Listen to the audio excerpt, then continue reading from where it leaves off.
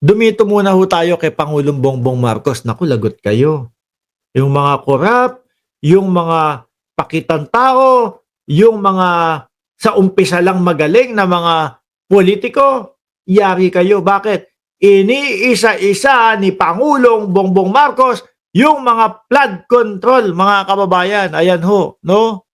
Iniisa-isa. O, pinupuntahan talaga. O, ayan ho, Iloilo, mga boss chief amo, sir. Biruin nyo yan, kakamping here, sabi ni Mr. Densyo, once PBBM till 2028. Paano, sir? No, Mr. Densyo, paano kung ganito nangyari? Kung si Risa Ontiveros tumakbo sa pagka-presidente. Tapos, ang naging vice-presidente si First Lady, Lisa Marcos. Sila yung magtambal. Naku, paano yan? Di lalong mag-iiyakan ho yung mga DDS. Dahil sila ho, 20 milyones na lang. Tayo, pag nag-join force ho, mga kababayan, sa inyo, dyan sa kampo ninyo na mga kakamping, kung hindi ako nagkakamali, tumungtong na kayo ng 17 milyones. Di ba? Dito naman po sa kampo ni Pangulong Bongbong Marcos, solid pa din naman ho kami. Sabihin na nating mabawasan ng konting DDS, pero uunti lang ho yun. Yung 31 mil, sabihin mo na ha. Sabihin na natin, ano na lang, 25 milyones na lang yung sumusuporta kay Pangulong Bongbong Marcos. Plus, kakamping. Siyempre, pag binoto natin pag nagtambal yan, yung mga kakamping, dahil hindi naman po sila nakakita ng mali sa pagpapatakbo ni Pangulong Bongbong Marcos, malamang po yung mga kakamping susuportahan yung vice-presidente ni Risa Ontiveros. At yung presidente naman ni First Lady susuportahan yung presidente ni First Lady, o yung mga supporter ni First Lady susuportahan naman yung presidente ni First Lady. Magiging ang suma total ho, mga kababayan, baka 20 milyones sila, tapos 40 milyones ho yung sa kampo ni Pangulong Bongbong Marcos at sa kampo ng gobyerno, mga kababayan. Ganyan ang nakikita ko dyan, mga bossing. Balik tayo dito. Bongbong Marcos! Ayan ho. Napukaw ang atensyon ko dito. Wala nga pambili ng bigas na 20 pesos. McDo pa kaya? Nako, mga DDS, patay gutom to kayo. Binabasa ko lang yung komento nung ibang mga nandiyan sa comment section. Sabi ni Pangulong Bongbong Marcos, lagot talaga yung mga delay, yung mga hindi tinapos, yung mga flood control kasi iniisa-isa kayo puntahan ni Pangulong Bongbong Marcos. Sabi ni Joel Depano, kung Sara, Lenny, boss, paano? Tanong lang. Nako, alam nyo, yan, si Sara, tapos si Lenny ang vice-presidente, itatakwil ho ng mga kakamping si Lenny Robredo. Bakit to, mga kababayan? Ayaw nga po ng mga kakamping sa mga Duterte. Tapos nakipagtambalan pa siya. Masasabihin lang po ng mga kakamping, naku, talagang pinatunayan ni Lenny Robredo na siya ay kaibigan talaga ni Sara Duterte. Ganyan ho, matatalino ho ang mga kakamping. Hindi po, si Lenny, pumunta doon kay Sara. Sige, sasamahan natin, susuporta. Hindi ho.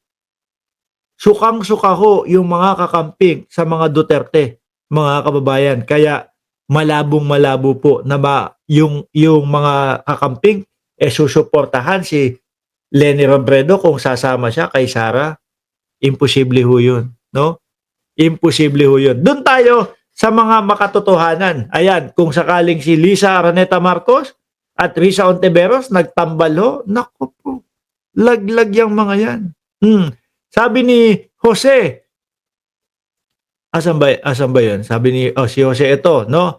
Dito muna tayo. Kakamping ako but ready to support BBM dahil siya ang nanalo at dapat lang respeto. Kaming mga kakamping may mga utak at hindi sunod-sunuran. Solid kakamping ako. Sabi, di ba? Sabi ni Jose, yung ibang DDS bumaliktad na din kaya kukonti na lang sila. Lalo pa ngayon, ayaw nilang ma-impeach si Inday. Di guilty. Sirang-sira na si Inday. Isa ho ako, mga kababayan, sa dati sumusuporta sa mga Duterte. No? Pero nung parang nakita ko, parang puro kalokohan na lang ang pinaggagagawa nila at mga pinagsasasabi, mawawalan ka naman ng gana, 'di ba? 'Di ba, Chi?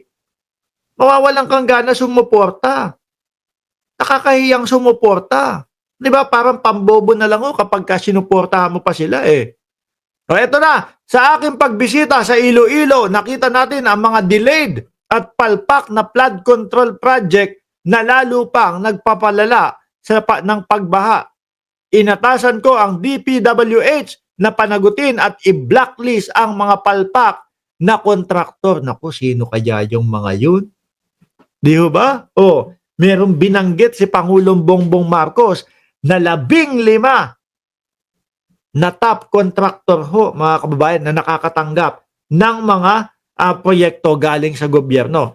Pero, mga bossing, no, lilinawin ho natin, yung pagkakasabi ni Pangulong Bongbong Marcos, namataan niya lang. Hindi ibig sabihin na yung 15 na yon ay may mga hocus-pocus, mga kababayan. No? Kumbaga, medyo nasa radar na imbestigahan sila kung tama ba yung kanilang mga ginagawa. Uulitin ho natin, ha, yung 15 na binanggit ni Pangulong Bongbong Marcos, hindi sinabi ni Pangulong Bongbong Marcos na etong 15 na ito ang mga nakikipagkuntsabahan sa mga korap, etc., etc., at eto yung mga palpak na mga kontraktor. Hindi ho.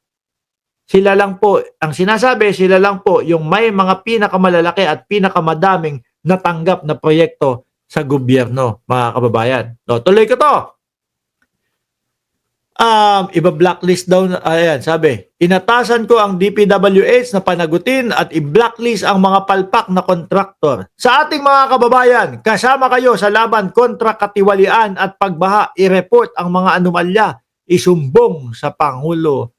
At paano ko nasabi, mga boss chief amo, sir, na talagang iniikot at nililibot ng ating presidente yung mga flood control? Ay tingnan nyo ho, mga kababayan, ultimo ho, Marikina. Ayan, lumaki ako sa Marikina, mga boss chief amo, sir.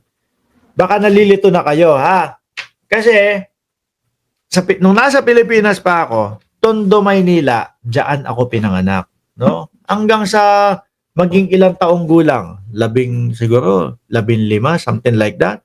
Tapos 15 taong gulang hanggang doon sa mga sumunod na mga panahon, eh, ayan na, sa Marikina na ho kami. Lagi talagang binabaha. No?